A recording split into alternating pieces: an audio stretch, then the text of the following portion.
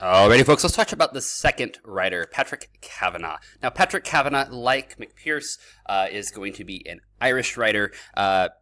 Kavanagh is going to come on a little bit later and definitely live a lot longer. October 21st, 1904 through November 30th, 1967. He is going to live through some of the most monumental and influential events in the history of Ireland. So when he was born, in the early first part of his life, up and through his teenage years, Ireland was completely controlled by the British as a full member of the United Kingdom. 1921 is going to split. You're going to have a treaty where you have the Irish Free State, which is considered the Republic of Ireland, and you have Northern Ireland, which is a part of the UK. So it's going to have that happen.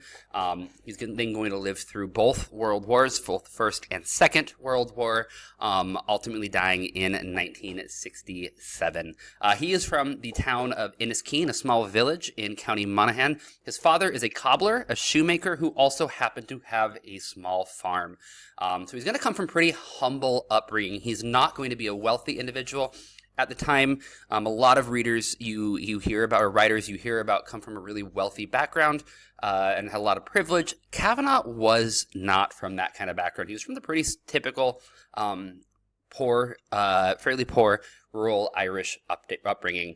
He's going to leave school at the age of 12. And he just doesn't keep going to school. It wasn't particularly because he didn't like school, but again, he's from a fairly poor family. Work is needed to be done, and he is going to leave school. He does continue to learn, as we all should be doing throughout our life. He's very much self-taught, though, after the age of 12. So his formal schooling ends at 12, and then he's going to continue on and learn as he keeps working. He is an influential figure in the Irish literary Renaissance. Now, what is the Irish literary Renaissance? This is going to be a time of real revival. Again, Renaissance means rebirth, rebirth of what it means to be Irish. Again, I already mentioned you have a shift in being a country controlled by the British to an own independent country. A lot of that's going to come from the idea of your kind of nationalistic roots. So what does it mean to be an Irish person, embracing the national language, embracing the national different ways of thinking, and the way it kind of was before the British came in. So this is really kind of the mindset of the time that he is writing, and he is going to be a member of this. Now, one thing that's really important to understand is at that time there was this idea of focusing on what are the, quote, true Irish. Now, a true Irish person at this time would have been someone who's a speaker of the language, someone from a rural background, someone who tends to be a little bit more poor, and someone who's just kind of working hard to make it on their own, but embracing what it is to be Irish. Additionally, that's going to likely mean Catholic as well.